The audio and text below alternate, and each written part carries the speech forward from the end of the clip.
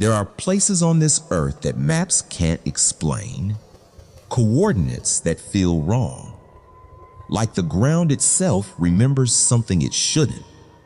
Places where homes aren't shelters, they're traps. Tonight, we open a documented file that has shaken historians, terrified clergy, and left skeptics speechless. The Ancient Ram Inn. Before we go deeper, subscribe and turn on the notification bell and join the archive. Because some stories don't stay buried. This house stands in Wotton-under-Edge, England, leaning, crooked, older than most countries. Built in the year 1145. But the horror didn't start with the house. It started with the land. Long before wood and stone, this ground was used for pagan rituals. A burial site. A place where blood was spilled to reach something else. And it sits directly on intersecting lines, ancient paths of energy stretching towards Stonehenge. When builders placed the inn here, they unknowingly created something dangerous. They diverted water beneath it, and in occult belief, water carries energy. They didn't build a home, they built a battery. For centuries, nothing was recorded. Then, 1968, a man named John Humphreys bought the abandoned building, just trying to save history. That first night, the house introduced itself. He woke up freezing, breath visible in the dark. And then something grabbed him, hard, invisible, but real. He was dragged across the floor, thrown like a rag doll. That should have been the end. But John stayed, and the house kept him. For nearly 50 years, he documented everything. His family fled, but he remained, living inside something that did not want him there, yet refused to let him leave. During renovations, he made a discovery that changed everything. Beneath the floor, he found the bones of children, broken, buried with a ritual dagger. The moment he removed it, he said the house screamed. And after that, the activity turned violent. The bishop's room is where it gets worse. People walk in and feel sick instantly. The air feels thick, heavy. This is where John slept, and where something attacked him repeatedly.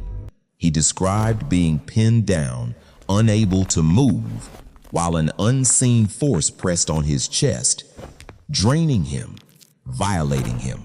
Visitors report the same thing. Beds shaking, shadows forming above them, something watching, waiting. In the corner, sometimes, stands a monk, silent, head bowed, not aggressive, just there, like he's trapped in a loop. But down the hall, the witch's room feels different. A woman once hid there, accused of witchcraft, later burned alive. Her presence didn't leave. People report overwhelming sadness that flips into anger. Equipment dies, cameras fail, and a shadowy black cat moves through the room, then disappears. The house itself doesn't make sense. Staircases to nowhere, smells of sulfur, rotting air that comes and goes. Even police reported it. One man, a biker named Austin, didn't believe any of it until something lifted him and slammed him into a wall. He ran and never came back. Even the church refused to help. A bishop visited, turned pale, and said the evil was too strong, too old. He left and told John to do the same. He didn't. Science tried to explain it. Electromagnetic fields, hallucinations. But that doesn't explain scratches, voices, growls caught on recorders, or the mummified cat found inside the wall. It had been placed there centuries ago to keep evil out. When John removed it, everything got worse. So he put it back, and things calmed just enough. John lived like that for decades, talking to the house, fighting it, surviving it. When he died in 2017, people thought it might end. It didn't. Now his daughter owns the inn, and the activity continues. Some say it's stronger. Investigators record children crying, see small figures moving in the dark, feel hands where nothing is there. And then there's the centurion, a Roman soldier, seen riding through the walls, replaying something ancient over and over. This place isn't just haunted, it's layered, different times, bleeding into one location. So why here? Maybe the rituals open something. Maybe the land remembers. Or maybe some places are just wrong. People who enter report something deeper than fear. Thoughts that aren't theirs, exhaustion, like something is feeding on them. And if that's true, then every visitor makes it stronger. So imagine this, you're inside, alone, no lights, just the wind outside. You hear footsteps, slow, heavy, coming up the stairs. You know you're the only one there. The air turns cold, and from the darkness, a whisper, not asking, telling you, get out. This is not a legend. This is a documented account, and it's still happening. If you made it this far, like the video, subscribe, and tell me in the comments, have you ever experienced something you couldn't explain? Because once you notice it, sometimes it notices you back. Sleep well, if you can.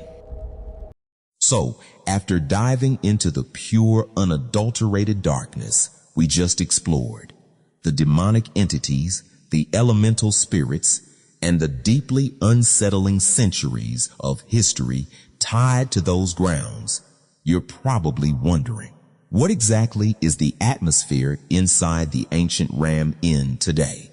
Well, my personal take on this place right now is that it is an absolute masterpiece of dark historical preservation. If you travel to the quiet village of Wotton-under-Edge today, expecting a polished, modernized tourist attraction, you will be deeply mistaken. Instead, what you find is a stunning, albeit terrifying, surviving piece of English vernacular architecture. With its sagging roof lines, exposed ancient timber beams, and incredibly narrow hallways, the inn almost looks like a twisted, dark version of a Thomas Kincaid painting. It has this very eerie, unsettling cottagecore aesthetic brought to life. It sits right there on the street, practically radiating an ancient, heavy energy.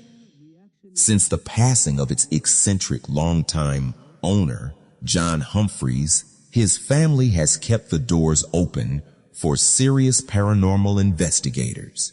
The interior is still heavily cluttered with bizarre artifacts, taxidermy, and centuries of dust, often bathed only in the dim, cinematic lighting of old windows and flickering ghost hunting equipment.